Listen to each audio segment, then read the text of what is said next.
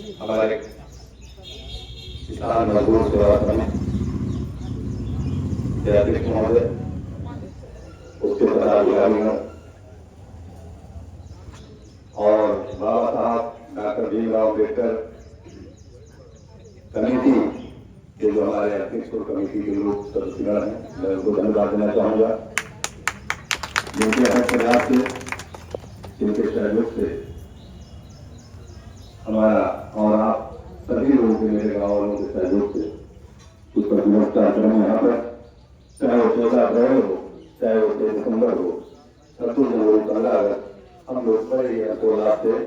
और होली का विभिन्न सरकारों की तरफ से सभी लोगों से, माताओं बहनों तरफ से मैं देना चाहूँगा, ये लोग कुछ बहादुर की देन है जिसने शुरुआत किया और आज हम इस मुकाम तक पहुँचे हैं। हम सभी लोग, हर जाति धर्म के लोग, हर कार्यक्रम में इकट्ठा होकर के बड़े ही हर्षोल्लास से बाबा साहब की छाया में, बाबा साहब के प्रांगण में प्रोग्राम करते हैं। अध्यक्ष जी हमारे जो झंडारोहण उन्होंने किया, सरदार गुरमीत सिंह जी जो काफी संघर्षशील है, नौजवान है, बहादुर है, मैं आप लोगों से यही निवेदन करूंगा और जो मेरे साथी हैं इस कमेटी में, उनके जो सहयोगी हैं, मैं चाहूंगा कि कुछ परिवर्तन होना चाहिए। ये नारेबाजी और भाषण, बाबा साहब की उपलब्ध में बातें, स्वतंत्रता दिवस के बारे में, ये सब हम लोग कई वर्षों से सोचते सोचते कहते चले आ रहे हैं। ये मेरी अपील होगी आप लोगों से, तो मैंने अपने लिए तो कभी नहीं कहा, लेकिन मैं इतना जरूर कहूंगा इस गौरव यात्रा के कुछ आर्थिक और सामाजिक परिवर्तन के लिए आप लोग परिवर्तन के लिए कि कुछ समाज में परिवर्तन आवे, वही हाल जो अब से 50 वर्ष से मेरे गांव का रहा है, उसमें कुछ बदलाव हो, कुछ ऐसे लोग भी सामने आए कि जो थोड़ा सीना तान कर खड़े होकर के गाँव में और गांव के आर्थिक सुधार में अपना योगदान करें, संघर्ष करें। एक बार उनको ही मौका दीजिए, मैं ये अपील करूंगा। इसलिए दोस्तों, आज हालात हमारे तेजपाल जी बैठे हुए हैं, आप सभी लोगों ने मिलकर के संघर्ष किया है, समाज को जगाने का काम किया है। मैं आप लोगों का आभारी हूँ, आप लोगों का ऋणी हूँ कि कम से कम हम जैसे मामूली आदमी को, आपके गांव का मैं बेटा हूँ, हमारी बातों को आप सुनते हैं और मुझे उम्मीद है कि जरूर उसको कुछ ना कुछ समझ करते हुए हमारी माँ बहन बेटियां बैठी हुई हैं, उनसे मेरी अपील है कि बाबा साहब के लिए हम जिंदा लगाते हैं, उनके प्रांगण में जो कार्यक्रम करते हैं, इसको सरकार इस गौरव प्रदान करने के लिए, इनके सपने को साकार करने के लिए कम से कम हम पूरे क्षेत्र की नहीं, पूरे देश की नहीं, लेकिन कम से कम अपने गाँव में कुछ परिवर्तन ला सकते हैं। इसके लिए कुछ क्या करना होगा, छोटी मोटी बातों को, छोटी मोटी जो बातें आपस में हो जाती हैं, आपसी बातों को भुला करके परिवर्तन लाएं, क्योंकि हमारे गांव में गरीबी बहुत ज्यादा है, हमारे लोग परेशान हैं, गरीबी रेखा से नीचे जीवन यापन करने वाले उनकी संख्या सबसे ज्यादा है, भूमिहीनों की जनसंख्या काफी ज्यादा है। मैं चाहता हूँ कि परिवर्तन हो, ये बाबा साहब के पार्क में खड़े होकर, ये राष्ट्रीय पर्व पर आप संकल्प में कुछ परिवर्तन करें। ये 50 साल से परिवर्तन नहीं हो पा रहा है, ये शर्म की बात है। कुछ परिवर्तन करें, एक बार ऐसे आदमी को मौका दें, ऐसे आदमी को आगे बढ़ाएं, नेतृत्व सौंपे कि वो कुछ सीना तान कर मजबूती के साथ, किसी के दबाव में रहकर, चापलूसी करके, डर करके काम न कर सके। और ये बात मैं इसलिए कह रहा हूँ साथियों कि बाबा साहब डॉक्टर भीमराव अम्बेडकर के प्रांगण में खड़े हैं। 1947 से पहले हमारा देश गुलाम था, हमारे बहादुरों ने सरदार भगत सिंह, चंद्रशेखर आजाद, सुभाष चंद्र बोस, महात्मा गांधी, बड़ी बड़ी हस्तियों ने अपनी जान गंवा करके, कुर्बानी देकर इस देश को आजाद कराया। देश को आजाद कराने के बाद हमें आजादी मिल गई, झंडा फहराने का अधिकार मिल गया। उस वक्त विश्व के छठे विद्वान, किसी में दम नहीं था इस भारत के अंदर कि संविधान की अध्यक्षता कर सके, संविधान में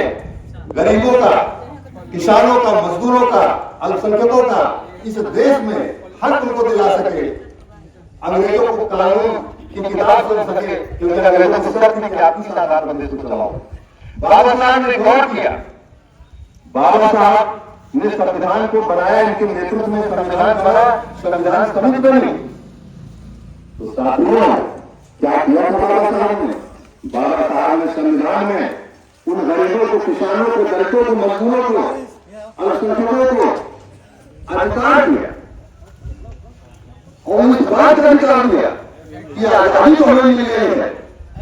लेकिन पूरा आजादी तभी मिलेगी जब इस संविधान को पूरे रूप में लागू किया जाएगा। और आज देश को आजाद हुए यह 78वां 1947 में देश आजाद हुआ था और आज हम 78वां स्वतंत्रता दिवस 15 अगस्त मना रहे हैं। लेकिन आपने अपने दिलों में धार करके देखे कि हम कितना आजाद हैं। जो आज मैं सोच रहा हूं मुझे कोई अधिकार नहीं मिला हुआ है, इस बात को बाबा साहब ने 1950 से पहले सोच लिया था, आजादी से पहले सोच लिया था। उन अधिकारों को देने के लिए आपने, आपके नेतृत्व में, उतना बड़ा हमारे देश में कोई विद्वान नहीं था, उनके नेतृत्व में सदन गठित हुई, संविधान बना और संविधान में बाबा साहब ने बहुत कुछ दिया। बाबा साहब संविधान में जोड़े करके गए आजादी का मूल मंत्र। बाबा साहब संविधान में लेकर गए। वो कौन सा मूल मंत्र है? आप लोग नौजवान पीछे खड़े होकर बहुत से सुनने में क्या बता रहा हूं। बाबा साहब ने आजादी का मूल मंत्र संविधान में लिख दिया था कि जब तक हमारे देशवासियों को, अमीर गरीब, किसान मजदूर अल्पसंख्यक, मां बहन बेटियों को जब तक अधिकार नहीं मिलेगा तो आजादी का कोई मान नहीं। आजादी का सिर्फ नाम का आजादी नहीं। तो मैं ये कहना चाहता हूँ आप लोगों से, अगर आप अभी खींच देंगे या किसी मामले में सुनवाई न हो, हमारा कोई साथी मैंने सुना, उन बातों को अगर आप दिल में रख करके परिवर्तन लाने की बात करेंगे, बाबा साहब के संविधान को बचाने की बात करेंगे, तो आप कभी नहीं बचा पाएंगे बाबा साहब के संविधान को। और बाबा साहब के संविधान से पहले जो आजादी मिली थी, जिस मौके पर हम यहाँ इकट्ठा हुए हैं, इस आजादी को बचाने के लिए बाबा साहब के संविधान को मजबूती से लागू कराने के लिए आप सभी लोगों के बीच, और जब आप एकजुट होंगे तो समझिए आजादी का माने जो है वो पूरा हो जाएगा, वो मकसद पूरा हो जाएगा। देशवासियों को जिस दिन संविधान में बाबा साहब के संविधान की रक्षा करेंगे और इस पर अमल करके इनके बताने के मुताबिक हम अपना कदम उठाएंगे, चाहे वो चुनाव हो, चाहे वो विधानसभा चुनाव हो, चाहे क्षेत्रीय चुनाव हो, चाहे लोकसभा चुनाव हो, उन बातों को ध्यान में रखकर अगर हम काम नहीं करेंगे तो इस आजादी का मकसद, आजादी को जो हम लेकर पर्व मना रहे हैं, वो मकसद हमारा आपका पूरा नहीं हो पाएगा। इसलिए हम लोग को समझने में कहना था कि बाबा साहब ने आजादी को मजबूत करने के लिए,